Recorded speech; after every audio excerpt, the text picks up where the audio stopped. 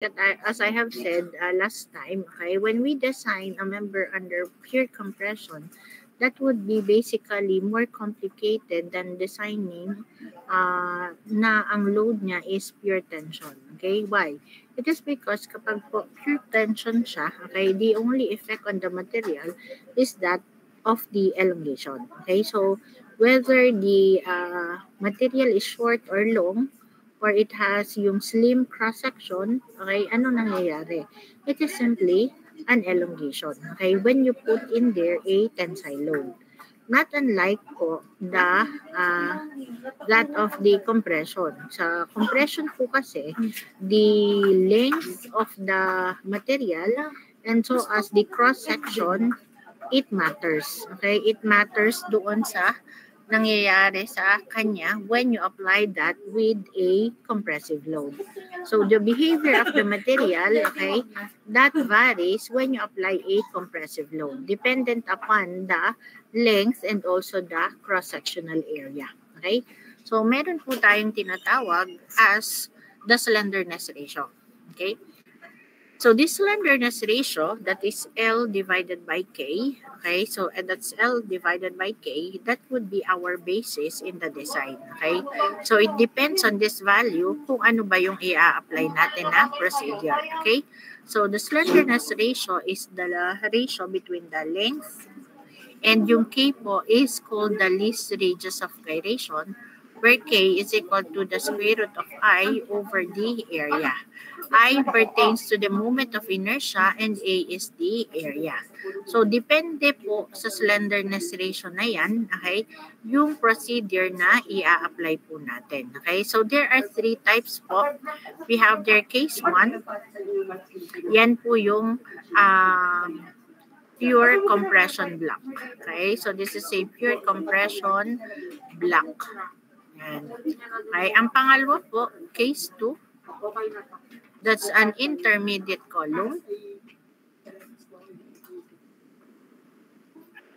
And the last one po is your case 3, which we call a very long column.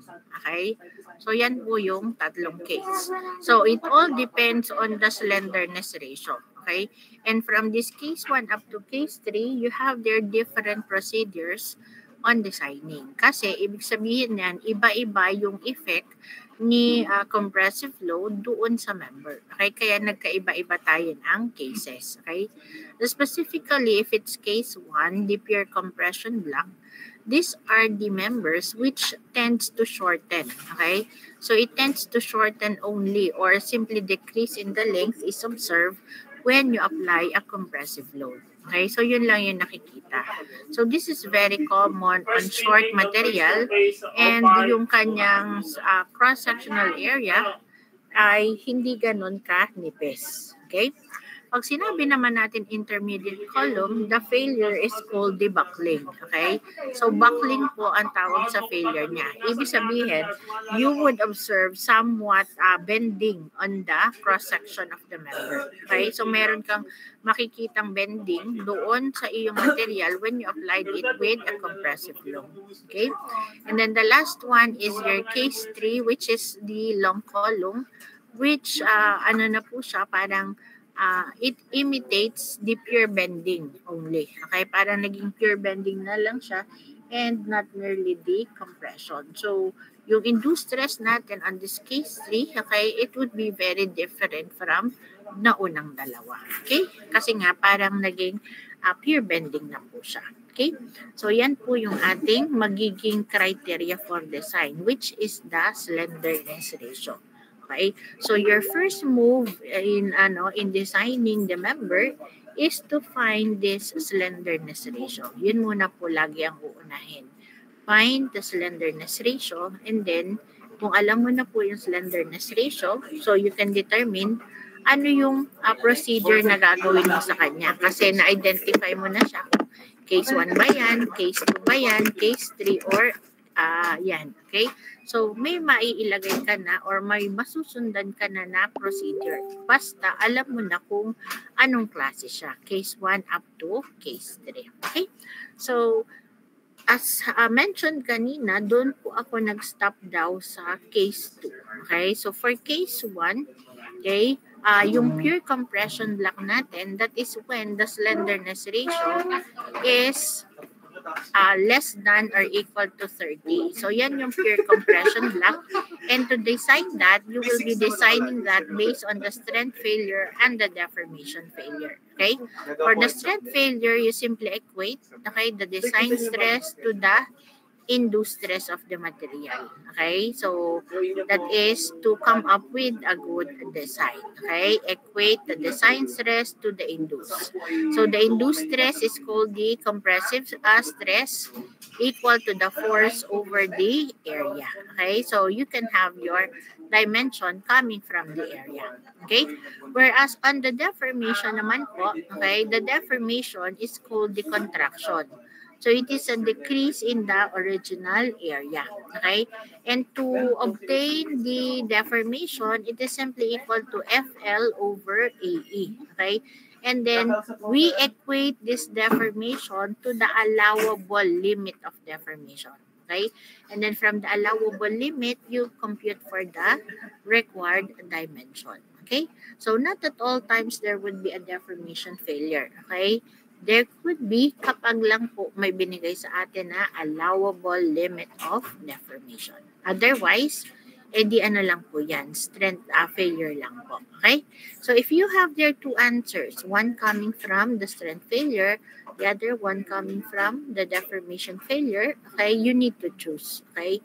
You choose the bigger dimension. Okay? That would satisfy both the strength and deformation failure criteria. Okay? So, yun po yung case 2 o case 1. In, that would be pure compression block. Okay? Ano ulit nangyayari sa kanya?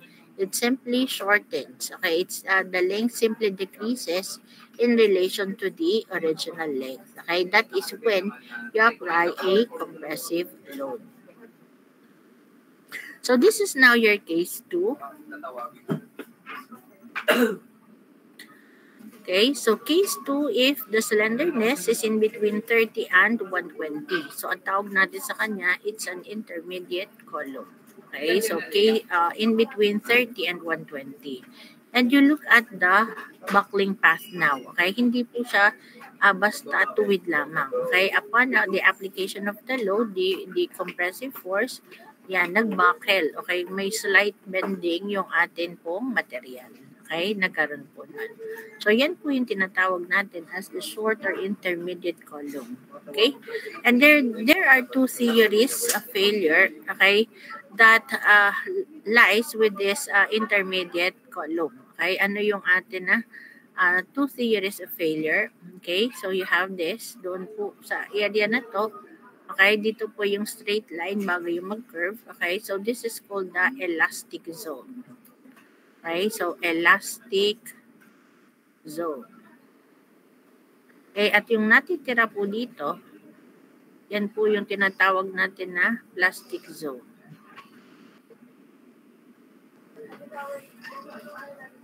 Okay, so the two theories of failure, pag sinabi po natin failure is at the elastic zone, that is governed by the Euler formula.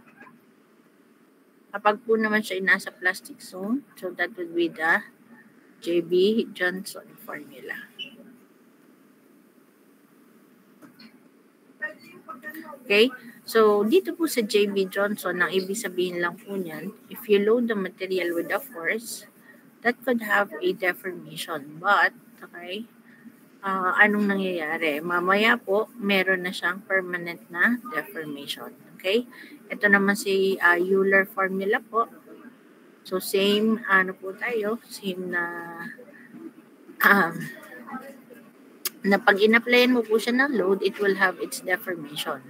But once you unload the member, okay, it would go back to the original dimension. Okay?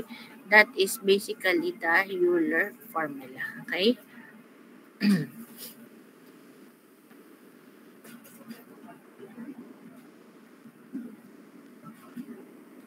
Okay, so naintindihan na po, ito po yung elastic zone governed by the Euler formula. And the plastic zone naman po ay kay JB Johnson.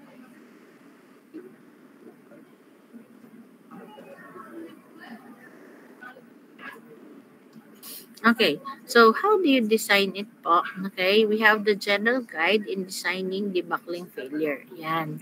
So, ang uunahin mo po muna is to assume, okay, assume to use JB Johnson. Okay, so you assume to use the JB Johnson. Okay, so anong ibig sabihin ng assumption natin na yon? Okay, ibig sabihin po niyan ay ina-assume natin, okay, that failure would occur. Okay, we assume that failure would occur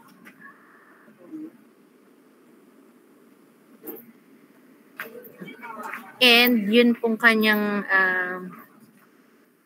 yung kanyang deformation na na-create, okay, yun po ay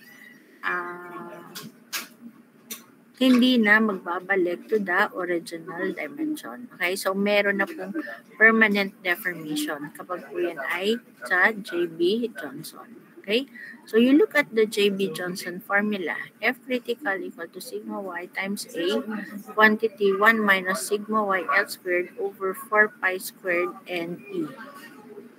Okay, NE K squared.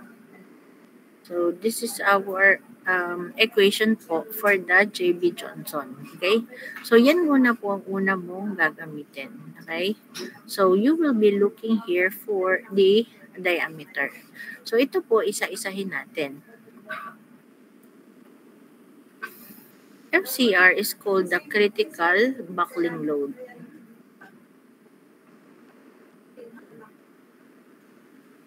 Okay, so this is the critical buckling load, FCR. Okay, and how do you obtain the value of this FCR?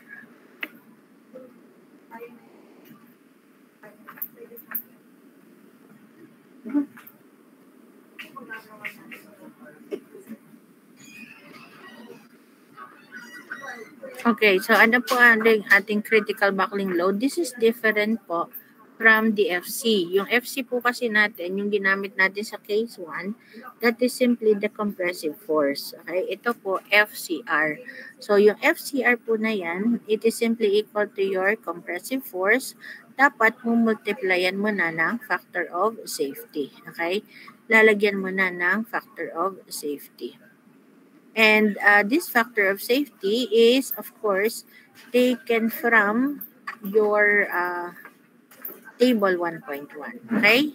So, in this case, you can compute for FCR. Yan. So, it's the compressive force multiplied by the factor of safety. Now, using this equation po, okay, yun po yung F critical natin. So, yun po yung isa-substitute na. Okay? You have your sigma y. Yung area is to be expressed as a cross-sectional area. Say pi d squared over 4 or say base times the height. Okay? Quantity 1 minus sigma y. Okay? So sigma y would be the yield strength. Okay? Length over 4 pi squared NE K squared. Okay, so isa-substitute po natin lahat po dyan yung value. Okay, so for the value of K po, that would be D over 4. Okay, this is valid only po if round. Pag hindi naman po yung round, just derive po from square root of I divided by the area. Okay, so yun naman pong value ng E. Yung E po is the modulus of elasticity. Okay, so saan po natin ulit kukunin yon? Coming from our design tables. So dun po mismo sa hanay ng particular material na yon, dun mo po tingnan. Pag wala po doon, okay, titingnan mo naman po is heading ng table. Baka po may nabanggit. Okay?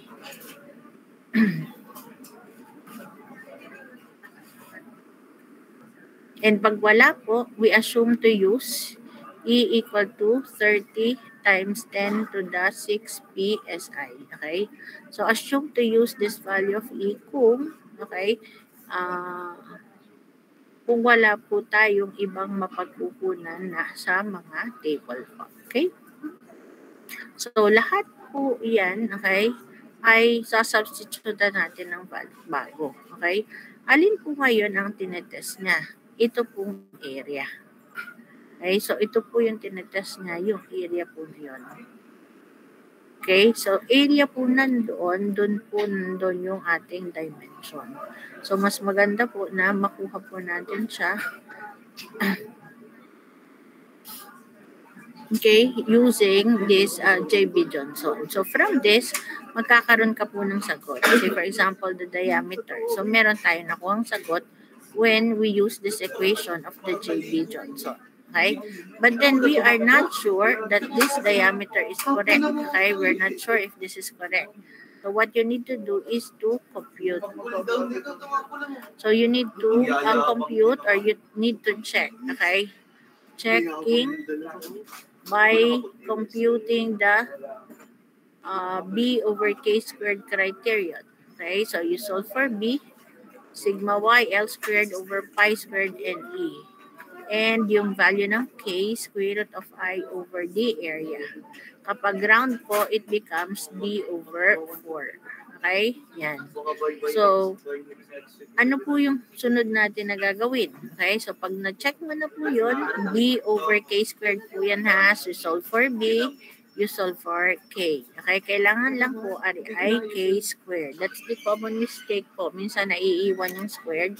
So, ang ginagawa lang ay parang B over K. Okay? So, try to check palagi kung meron pong squared yung ginamit natin sa pagko-compute. Okay? So, ano pong mangyayari dyan? Kung ang na-compute mo po na B over K squared, so, ang kino-compute natin is B over K squared. In place of K, katulad po nito, kung round po yan, D over 4. So, dun po sa D na yun, okay, yung pong D na yun, kung ano po yung naging sagot mo dito sa J.B. Johnson, yun po yung isa-substitute natin doon sa D. Okay, yun po ang isa-substitute. Kasi yun po yung chinecheck natin. Okay, kaya titingnan mo ngayon. Now, you have here two options. If B over K squared is less than 2, then you say, J.B. Johnson formula governs the design. Okay? So, therefore, the dimension stays. Okay? So, ibig sabihin, tama po itong ating nakuha, itong ating sagot using the J.B. Johnson formula. Pero, if B over K squared is greater than 2, then the Euler formula governs the design. So, ibig sabihin, you need now to recompute. Okay? So, ibig sabihin kasi nun, hindi tama yung ginamit mong equation. Hindi siya J.B. Johnson, kundi Euler po ang ating gagamitin. Okay? So, you need to recompute using the Euler formula. And you look at the Euler formula. This is the value. This is the equation. F critical equal to pi squared NA E K squared over L squared. So kung ano po yung mga sinubstitute nyo kanina dun sa J.B. Johnson equation, yun din po yung mga values na kukunin mo para i-substitute dito sa Euler formula. Okay? And then from the area, dyan ka po makakasolve ng bagong dimension. Okay? So, this dimension comes from the Euler formula. So, meron kang bagong sagot. Kasi, kanina, nakita mo, using the B over K squared, mali ang ginamit mong formula na J.B. Johnson. Okay? Kaya ngayon, itinama mo na siya, gumamit ka ng Euler formula, at yun yung iyong magiging sagot. Okay? So, ito na yung sagot mo ngayon. Okay? Using the Euler formula. Hindi mo na kailangang ibabalik pa uli sa B over K squared. Hindi na. Okay? Ito na yung final na sagot mo. Okay? So, ganun po yung procedure kapag po siya ay case 2, the intermediate column. Okay? Nakalimutan ko lang palang banggitin kanina yung N. Yung N value po is the N fixicity coefficient. So, mamimili lang po tayo. N equal to 1, N equal to 2, N equal to 4, and the other one is 1/4 to 1/2. So, this one comes in a range. Okay? So, naka-range po siya. So, ang gagamitin po natin dyan para magpare-parehos would be yung pinakamataas. Okay? So, hindi po mali ang gumamit ng 1/4. Okay? O kaya po average value. As long as it is within the range, tama po yun. Okay? Ginagawa lang po natin na yung pinakamataas para magpare-parehas po tayo ng maging final answer po. Okay? So, kapag po hindi binigay sa problem ang condition ng ends, ano po ang ating assumption? We assume that n equal to 1, meaning both ends are pin-ended or guided. Nakapin po dun sa dalawa. Guided po yung dalawang dulo. Okay?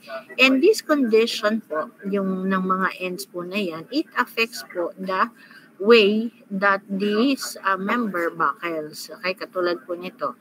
You look at the buckling path. Halos pantay po kapag both ends are pin-ended and guided. Ito naman po, this is fixed and this is the buckling path. This is, both ends are fixed, so ganun po siya nagbe-bend. At kapag po siya ay one free end and one fixed end, so ganito naman yung pagkahapay niya because of the conditions of the ends. Okay? So yan po yung gagawin po natin. Okay? Yan po yung gagamitin natin na values ng end. So that is the procedure, So, yan po yung procedure na ginagamit natin for case 2. Okay? Again, case 2 po yun. It's the intermediate column wherein the failure, okay, may na-observe po tayo na buckling. Okay? Or yung tinatawag natin na parang may bending nang nangyayari. Okay? So, to do that, again, assume first J.B. Johnson and then check using B over K squared criterion. And then, kung tama, then this dimension stays. That is, if less than 2, so tama yung sagot natin. Okay, so yun na yung final answer natin. But then, if b over k squared happens to be greater than 2, then you need to recompute using the Euler formula. Okay, and that would be your final answer afterwards. Okay, and this is now your case 3. Okay?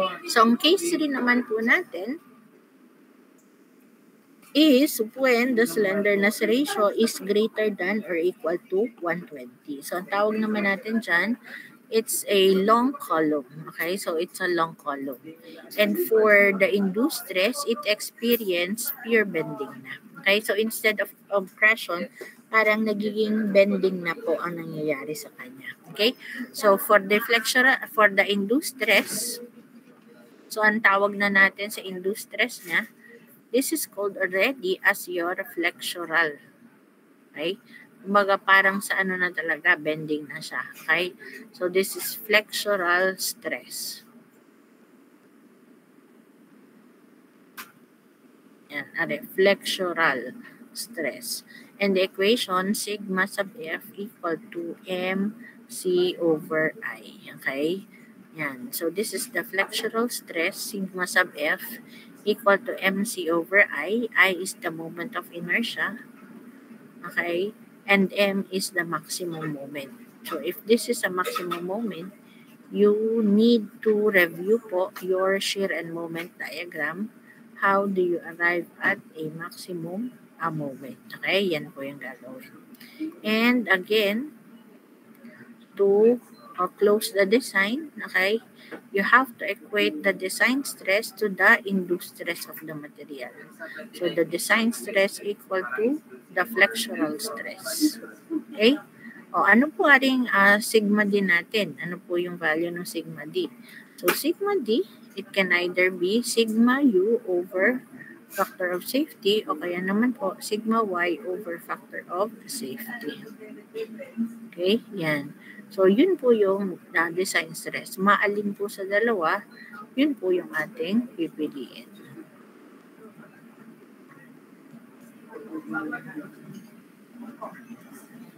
Okay?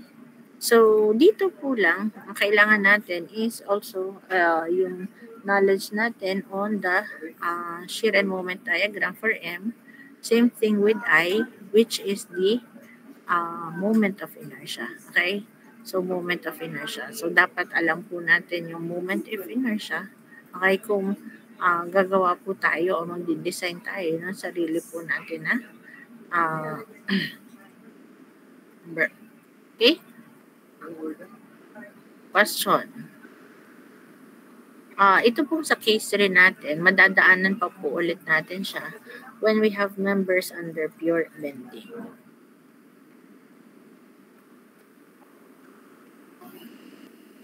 May question po. Hello? O, mag-react naman. Ayan.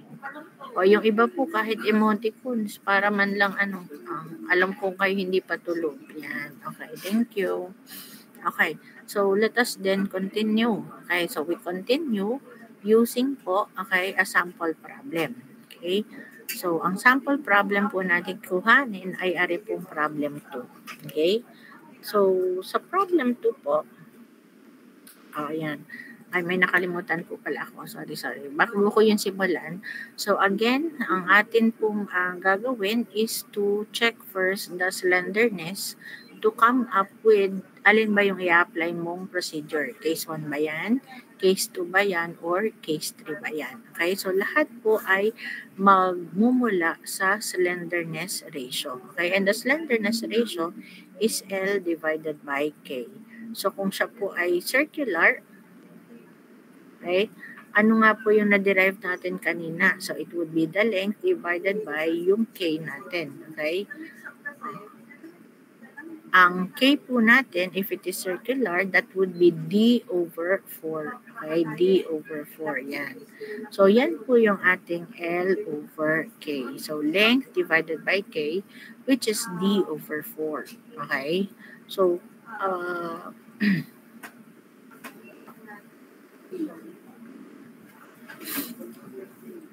hello? Narinig pa? Nawala yata ako. Yes po. Hello. Ayan, okay. So, this would be the slenderness ratio. But then, look at the value of K. Okay, in this case, that would be D over 4. Yung D po na yun is our unknown. Okay, that is the diameter. Okay, so yun yung unknown. Yun yung dinidesign natin. So, kung titingnan mo ngayon yung slenderness ratio, ibig sabihin, hindi ka makakapag-solve. Wala kang makukuhang value kasi hari nga po ay unknown yung diameter. Okay? So, unknown po siya. Therefore, hindi ka makakasolve ng iyong slenderness ratio. Ang sabi niyo po, ma'am, para po makapag-start ka ng iyong design, you need to know first the slenderness ratio para ma-identify mo siya kung siya ba ay pure compression block, siya po ba ay intermediate column, or long column. Okay, so yun po yung ating gagawin. Pero hindi nga po natin makukuha yung slenderness ratio because of the dimension na kasama. So, paano po tayo ngayon magsisimula? Okay, paano po tayo magsisimula? O, na-block na po agad tayo doon sa una pa lang, sa slenderness ratio. Okay, kasi K is a function pa din ng dimension, which is the unknown. Okay, kaya hindi ka makakasimula agad.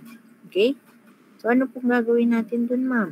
Ano pong gagawin kung ganun yung case? Okay, so hindi na lang po gagawin. Okay? So, hindi na lang po gagawin, ma'am. Yun po yung solution. Okay? Para po ay hindi na ako mahihirapan. Okay? Pero hindi po yung dapat ganoon. Okay? Ang gagawin nyo po is to try solving po for it. Okay? So, paano mo po ma-solve yun? Una po is to start with an assumption. Okay? So, din ko po isusulat. So, ang una mo po is to assume, okay, intermediate column. Yan. So, yun po ang unang gagawin po natin. Okay, do not assume for a dimension. Okay, do not assume for yung sa faculty. Okay, kundi you assume intermediate column. Okay, so wala ka nang ibang sasabihin doon. Hindi pwedeng mag-assume ka ng diameter. No. Okay? Mas magiging mahirap. So, ang gagawin mo lang is to assume an intermediate column. Sabihin lagi pong ganun. After assuming an intermediate column, okay, you can go now procedure for case 2. Okay, case 2 po. So, case 2 magsisimula po sa assume to use the J.B. Johnson. Okay, so assume intermediate, assume J.B. Johnson. Tapos, you solve na po for the J.B. Johnson formula. Okay, so we assume here that failure occurs at the plastic zone. So what will be the F critical? Okay, and then lahat po nung laman, okay, nung F critical equation, sigma y else F critical is equal to yung pong equation, sigma y times A, quantity 1 minus sigma y L squared over 4 pi squared and E K squared. Okay, so yan po yung equation. So, if you assume this J.B. Johnson, so iisa-isahin mo muna po yan. Tsaka mo po i-substitute. Tapos, kunin mo po yung diameter. This is the diameter using the J.B. Johnson formula. Okay? So, but then we are not sure if this is not correct. Okay? We are not sure if this is correct. Why? Kasi we have there two assumptions before po nag-down po itong diameter na ito. Okay? So, anong sunod mong gagawin? The third one is to check. Okay? You check this dimension using B over K squared criterion. Okay? So, ano pong mangyayari dito? You check using B over K squared.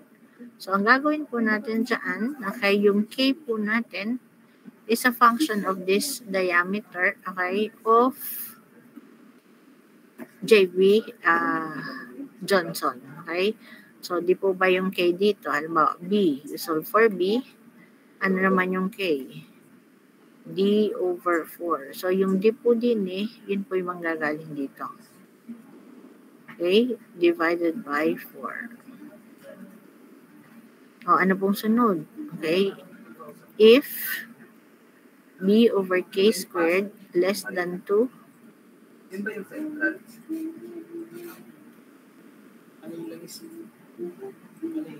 okay, meaning, okay, if B over K squared less than 2, then it is really intermediate column.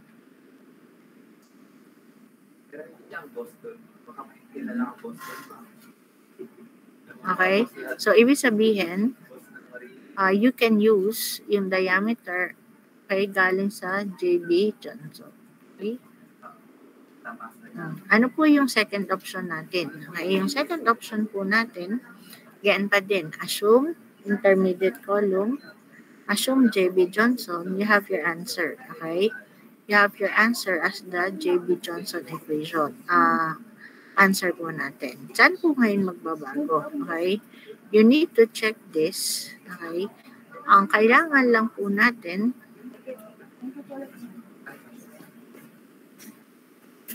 okay. If B over K squared less than 2, it's an intermediate column. So, meron po tayong B of JB. Tapos, hindi pa po yun tapos. Okay? Hindi pa po yun tapos. Kasi, ang napatunayan mo lang ay ito po, use of JB Johnson. But what about the first one? Okay? Dapat po masatisfy mo din yung first one. Kaya after here po, you have to compute for number 5, the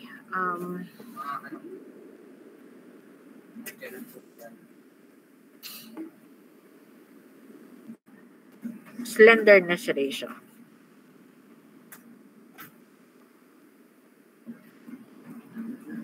Okay, so bakit po natin idinagdag yun? Okay, to really seek if it is an intermediate column. Okay, kung yung nilagay natin dito, okay, sa ating design, okay, ay nag-confirm po doon. Okay, so if the value lies in between 30 and 120, then it is really an intermediate column.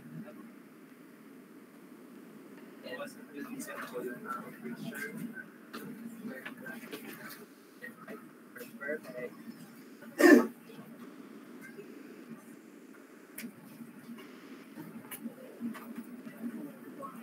So, ano po yung case 2 natin? Ano po yung second scenario natin? So, ganyan pa rin po. Nung nag-check tayo ngayon, dito ngayon nagkabago. Okay? Nung nag-check tayo, ang mangyayari if b over k squared greater than 2. Okay? Then,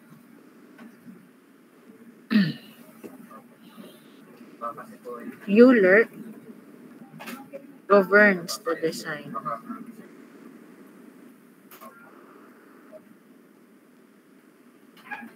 Okay, so you need to recompute. Okay, recompute using Euler.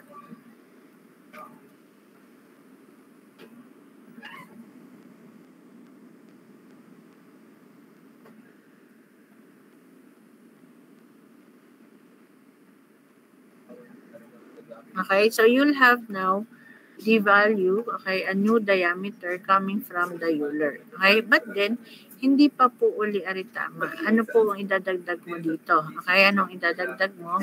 Again, you will have there a slenderness ratio. Okay, yan. Kapag po tumapat siya in between 30 and 120, okay, so ibig po sabihin, tama po yan. Okay, tama po yan. At ang iyo pong final answer dyan would be, yun pong galing na sa Euler. Okay, so yun na po yung magiging sagot po ninyo. Okay, and then last po, okay, last option po natin, yan. So we have there F critical, tapos you check using B over K squared. So yung isa naman, okay, is doing some ano po,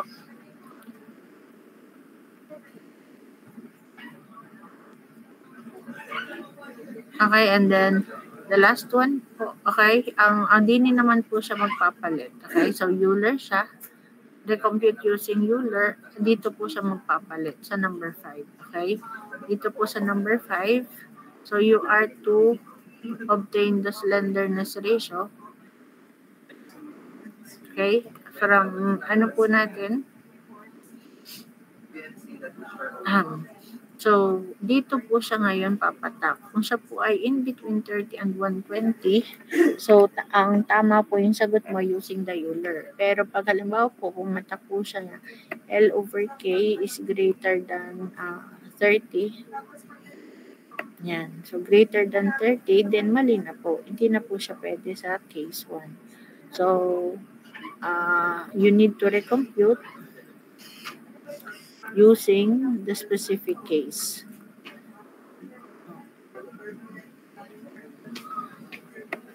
So you need to recompute using kung ano mong particular case number. Ari kasi greater than 30,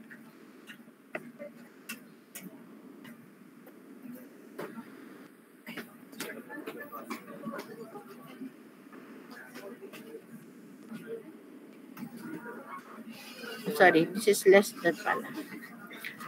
Recompute using case 1. Okay, tapos mag-recompute kayo using case 1. Kung ano po yung nakuha mong sagot using case 1, that would be your final answer. Okay? Yan.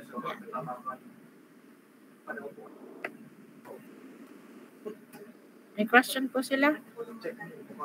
Sorry po yung may pinakamahabang sagot. Okay? Huwag nyo pong ipanalangin na ganun ang makuha nyo. Okay? Otherwise, ay uubusin po yung oras. Okay? Yan. Kasi madaming recomputation. Pag nag-recompute ka po, doon sa case na yun, kung ano po yung lumabas doon, that would be final na po. Okay? Yan. Tatandaan nyo lang po, pag nag-recompute, so kukunin nyo po yung details nung kanyang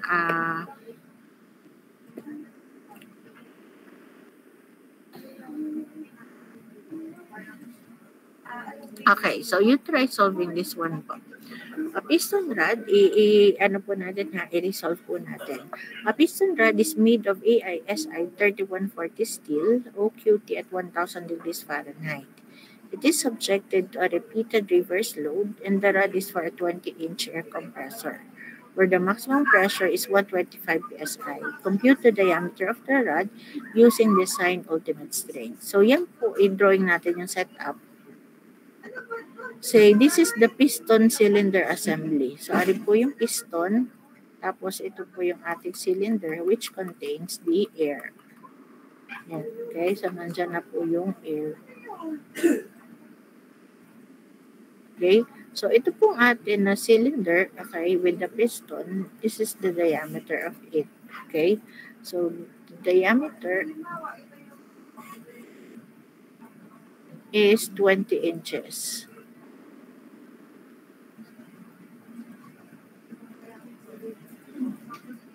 And then you have here the pressure buildup inside the cylinder amounting to 125 psi or 0.125.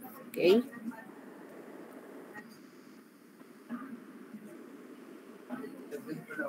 Yan. So this is the illustration po. To drive this piston po, meron pa po ditong piston rod.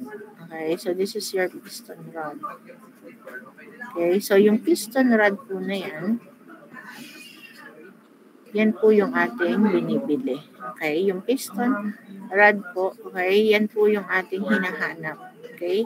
So, this will drive po this piston plate. Okay? So, ari pong piston na yan. So, itinataas po niya, ibinababa. So, the piston rod that's connected to the piston. Okay? At ito naman pong isa dito po sa baba.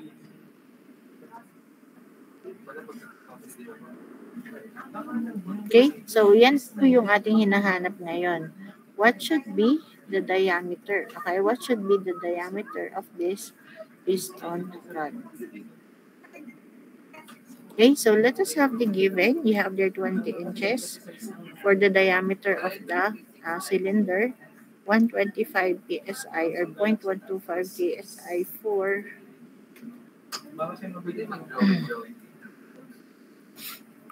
the pressure. Okay, and then for the material specification, 3140 steel, WQT at 1000 degrees Fahrenheit.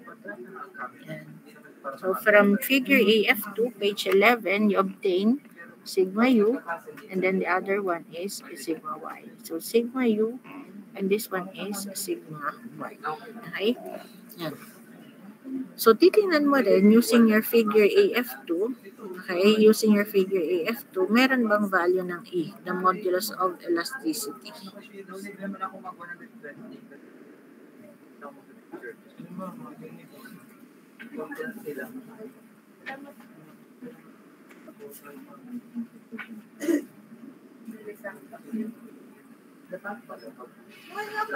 Okay, so this is what you are looking for. Find the diameter of this rod. So kindly check po ha. Ari po kasi yung mga nakasulat dito. You need to check po on your own using the tables. Okay? So you have your 153, the other one is 134. Okay? Baka kasi the value here is simply taken from kung saan lang. Okay? For the factor of safety, it is included repeated reverse load. You have there the type of material, 3140. So this is steel. And then the basis of design. So, doon po sa problem, wala pong binanggit na basis ng design. Pero, if you look at the last statement, compute the diameter of the rod using design ultimate strength. Okay, so you will be using sigma D as the design stress. And then for the design stress, it would be sigma Y over factor of safety.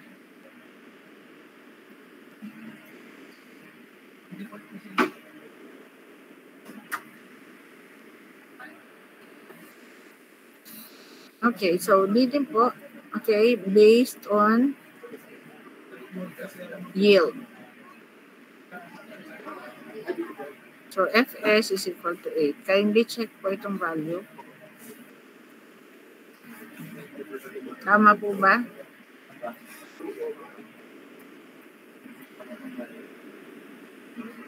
Okay, so for the factor of safety, it found out that it is equal to 8. For the design stresses naman po, okay, so sigma D is equal to,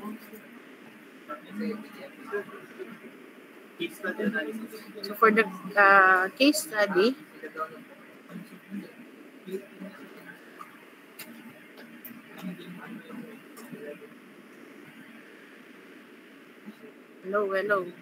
hello, napapakinig pa ba?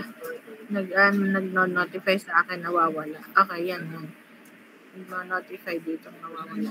Okay, so let me continue. Okay, so let me continue. Okay, so for the design stress, since it's based on yield, okay, so your sigma D, okay, would be equal to sigma Y divided by factor of safety. You have the value of sigma Y, you have the value of factor of safety, then you can have your design stress. Okay? Ano po yung sunod mong gagawin doon? Okay? So, sunod po pong gagawin sa design stress would be the design proper itself. Okay? Design proper.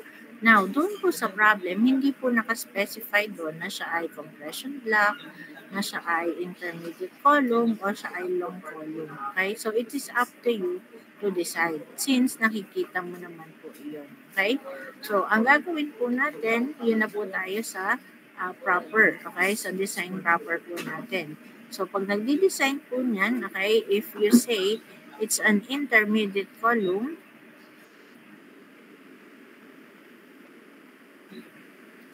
okay, since it's an intermediate column, okay, yun po muna ang ating ipa-follow.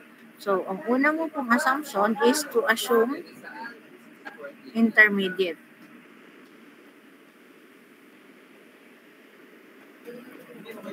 After po niyan, yung case 2 muna, you use now, assume case 2. And what is case 2? This is for J.B. Johnson. Okay? So, you use the J.B. Johnson formula. Ito po yan. F critical equal to sigma y times A times quantity 1 minus sigma YL squared over 4 pi squared NE K squared. Yan. So, this is our J.B. Johnson formula. So, ang gagawin mo dyan, isa-isahin mo. What is the value of your F critical? Ano naman ay kay sigma Y. Dito naman ay kay 2XL. Okay? So, dun mo po ngayon makakakuha ng dimension. Okay, so the dimension using the J.B. Johnson formula. Okay, now we are not sure if this is correct. Okay, so if we are not sure, then dapat po natin siyang i-test. Okay, di po ba yan ay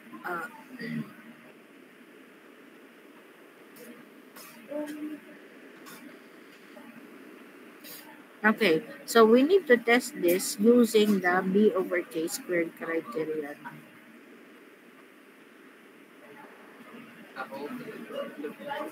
Okay, so you solve for B. So ano po yung value ng atin na B? Ano po ba ang sagot din eh? Dito po sa sample natin, okay, dapat mo po isa-isahin itong mga to. Okay? So for example, the F critical, that would be Fs times yung F.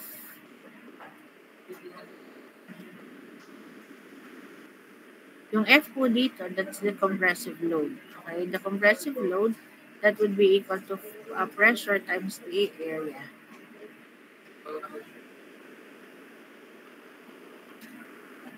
Okay, so you have your answer.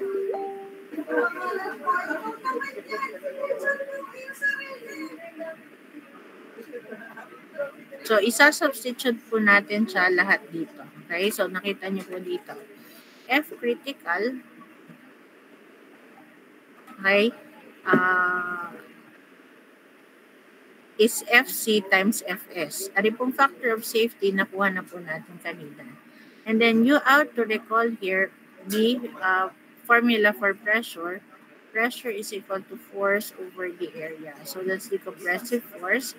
Therefore, the compressive force will be the pressure multiplied by the area of the cylinder. Okay, so ayan po yung change po natin into 125 PSI.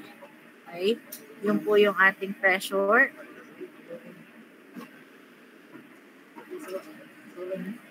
Yan. Yun pong 125 PSI or pwede nyo na pong gamitin aring KSI. And then the area would be the area of the cylinder. Okay, pi, diameter ng cylinder, 20 inches. Wala. Squared divided by 4. Okay, so yan po yung atin na. Wait lang.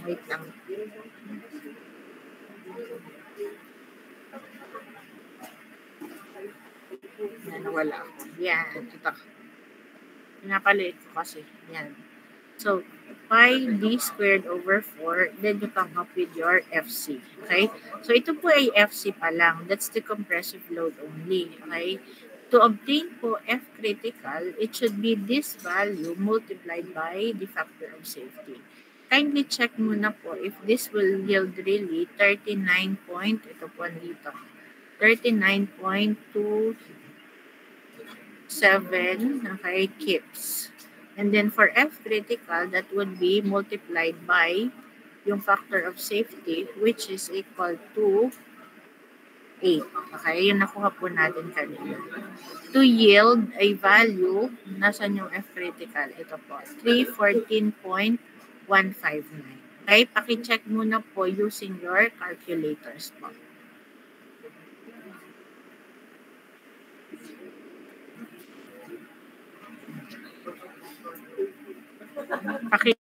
Pakilagay na lang po ulit ng answer dito po sa chat box po natin. Pa-recheck nyo po kung tama po yung sagot po ng FC at saka po F critical.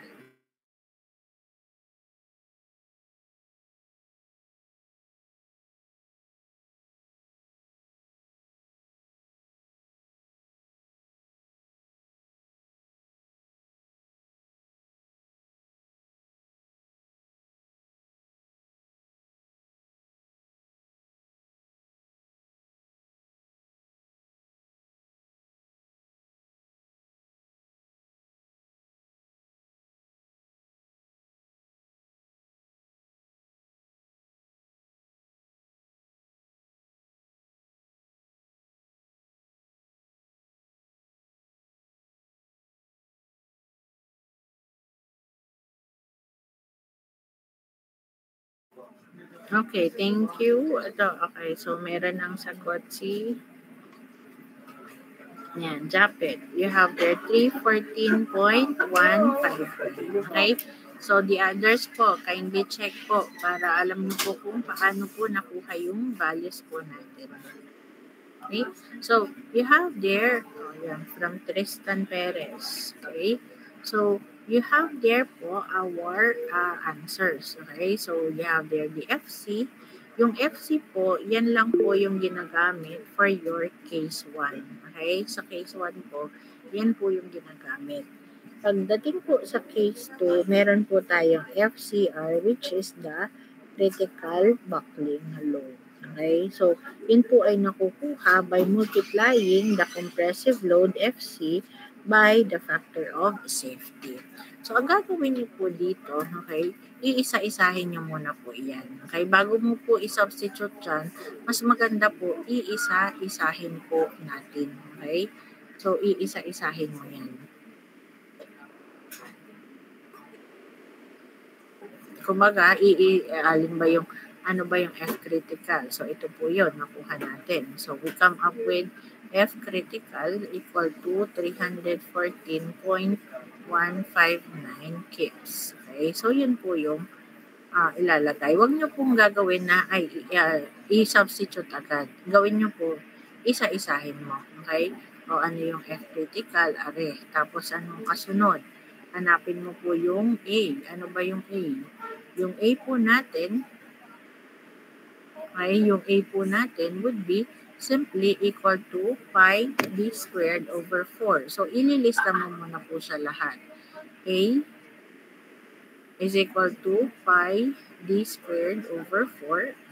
Okay? And then, you have there 1 sigma y yung L. Okay? Yung L po, since wala pong given na L, you can assume L equal to 20 times the diameter. Okay? So, pwede mo lang po yan gawin kapag siya po ay circular. Okay? L equal to 20D.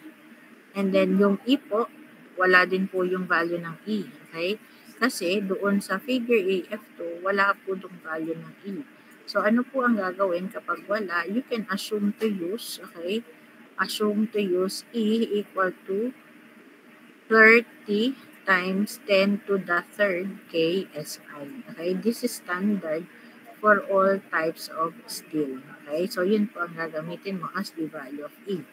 Now, ano naman po yung N? Okay? Yung N naman po, it is the end fixicity coefficient. Okay? So, kung yan po ay ganito, naka-fix, siya po ay naka-ano dito, naka-pin po or guided sa taas, ganun din po sa ibaba. Okay? Since it's connected to a crankshaft. Okay? So, yun po ay meaning, yung N natin would be equal to 1 since both ends are guided.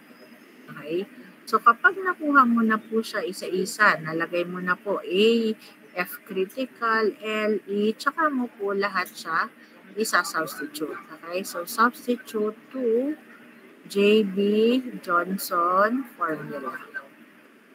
Okay? So, yan. Tsaka mo siya isa-substitute dito. Ano ba yung sigma Y? Ano yung F critical? Okay? This is F critical. Sigma Y, ari po yung A, yan. So, isinubstitute po lahat to come up with a diameter. Okay? So, 3.29 inches. Okay? So, yun yung nakuha mong sagot. Okay? This is under the J.B. Johnson. Okay? But then, we are not sure that if this is correct. Okay? Hindi po tayo sigurado kung tama yan. Dahil, dalawa po yung assumption natin. Assume case 2 to use the J.B. Johnson. Okay? Assume intermediate column. So, ang atin po, ang titingnan ngayon, patunayan mo na J.B. Johnson yan. Okay? So, ari yung sagot mo, titingnan mo ngayon kung tama. So, you check by computing the B over K squared criterion. Okay? So, ito ngayon yung B. If you look at yung B po, yan. So, yung B natin has the equation sigma y L squared over pi squared and E. So, yun pa din yung mga value natin na kinuha. Okay? Ayan. Ang ating L po dito, okay, yung L po natin, sabi natin, it's 20D. Kaya po ito yon 20, tapos ito po yung sagot natin. Okay? 3.29. Okay? And then, in-square lang po. Okay? So, you have their square. So, doon po sa may D, ipapalit na po natin yung naging sagot natin. Kasi yun po yung chine-check natin. Okay? So, pi squared and E. Yan. So, kasama po doon. Same thing doon naman po sa K squared. So, ang K po kapag circular is D over 4. Okay? So, ang D po, ari po again yung ating sagot. Okay? Ari po yung sagot natin sa J.B. Johnson. Divided by 4. Okay? And then, ang sagot po dito, gagawin lang po natin, i-squared lang po natin. Okay? So, i-squared natin, and then you get the ratio. B over K squared. Okay? So, it happens to be 2.89. Okay? So, pwede nyo po ulit itong i-recompute. 2.89 po yung lumabas sa kanya. Okay? Ang chine-check po natin ay yung sagot po natin using the J.B. Johnson. Ito po, chine-check natin. Kaya dun sa B over K squared, yung diameter na yun po yung ating mga sinasubstitute. Okay? And it turned out that your answer for B over K squared is greater than 2. Pag yan po ay less than 2, ibig sabihin tama yung ating sagot using the J.B. Johnson. Pero kapag po yan ay greater than 2, meaning the Euler governs the design. So you need to recompute. Okay? So the term is to recompute. So, napatunayan mo na po yung second assumption mo. Ito yung second assumption mo. Assume case 2, J.B. Johnson formula. Okay? You use the J.B. Johnson formula. So, ibig sabihin, mali yun. Okay? Kaya napatunayan mo using the B over K squared criterion. Yan. So, kasi nag-greater than 2 siya. Kaya ang gagawin mo is to recompute using the Euler formula. And this is the Euler formula. F critical is equal to pi squared and AE K squared over L squared. Yung mga ginamit po kaninang parameter on the J.B. Johnson, siya pa rin po yung ipapalit mo dyan. Pare-parehas lang. Yan, na-solve po natin yung kanina. Ari po yung pi. Yung n po natin kanina is 1. This is the area, pi d squared over 4. Yung k is d over 4, yung length is 20d. Okay? So, parehas na parehas. Iba nga lang yung equation ni Euler. So, you have now another answer. So, itong answer po natin na ito, okay? Ito po yung answer natin. Okay?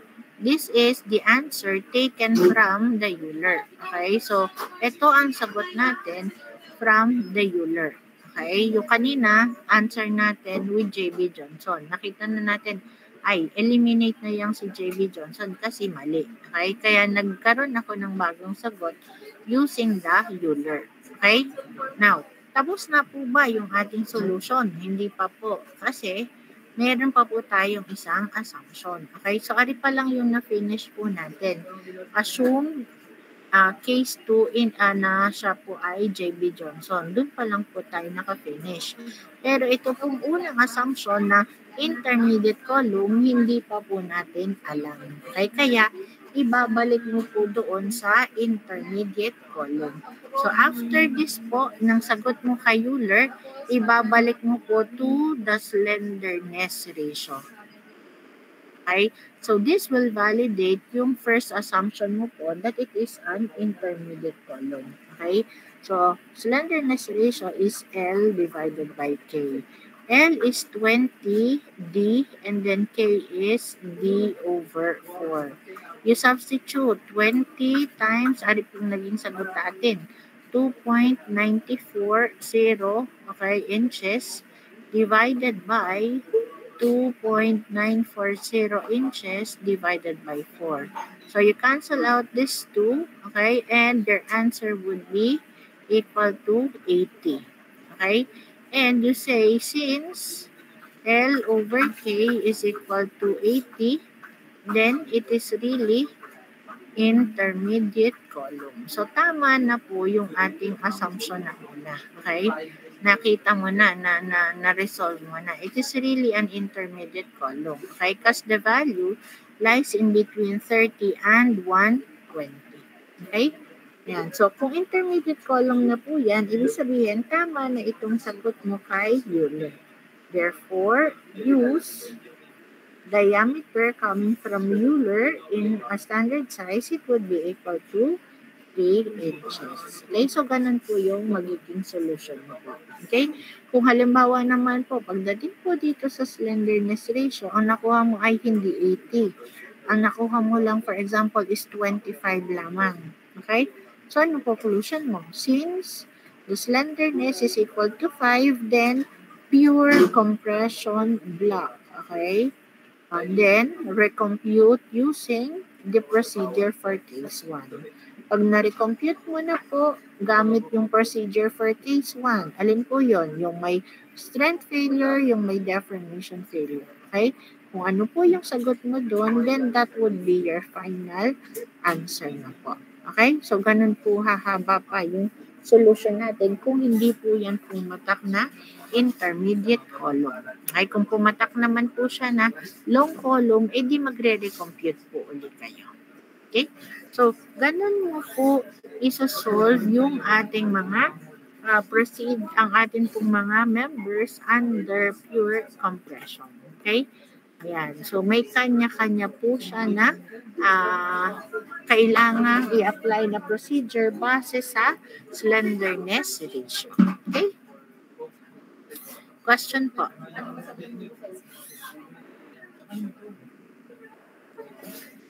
May tanong po kayo? Wala naman po, ma'am.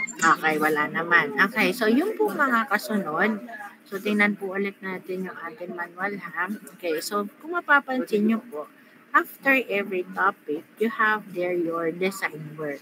Okay, so may ibig sabihin, may dalawa na tayo ngayon.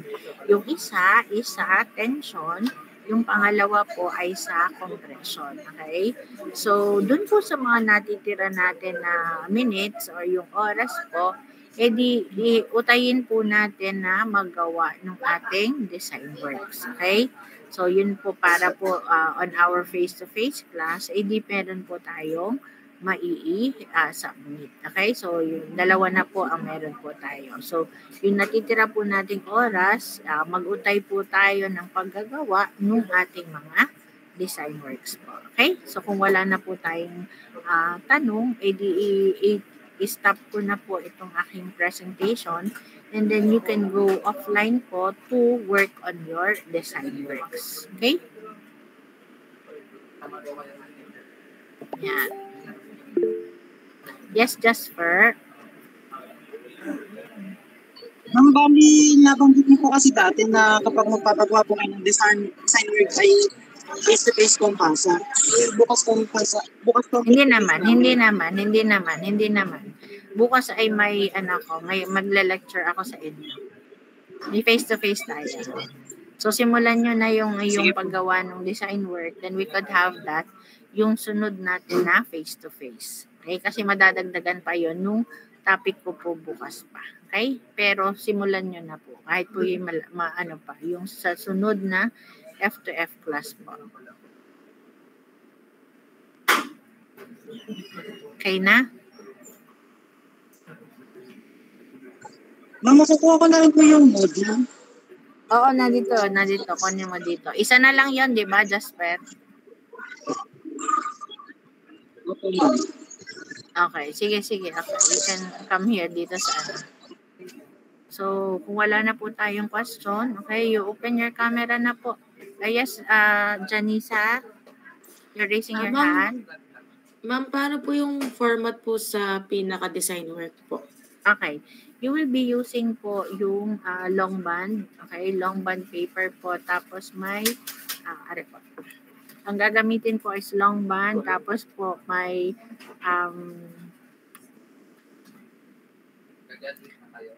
visible po na borderline 1 inch. Okay? Visible borderline 1 inch po.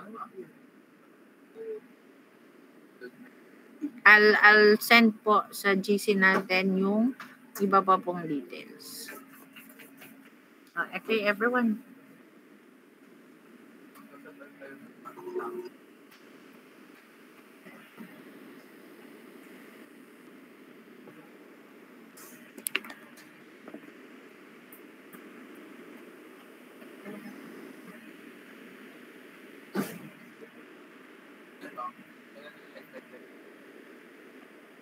Mabuti din walang namamayong. Kanina dun sa section 10 ay naglalakad na mamayong.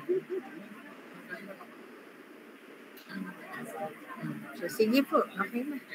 Yung iba. Hoy, Gabriel. Si Lan. Si Carl. Nawawala. Jasper, game. Bali, si Jetta po muna po magpipicture. Nasa school lang din po ako. Okay, go. Nasaan na si Jetter? Okay na po, ma'am. Okay na po. Okay na. Okay. So, sige po. Bye. Thank you. Thank you po, ma'am.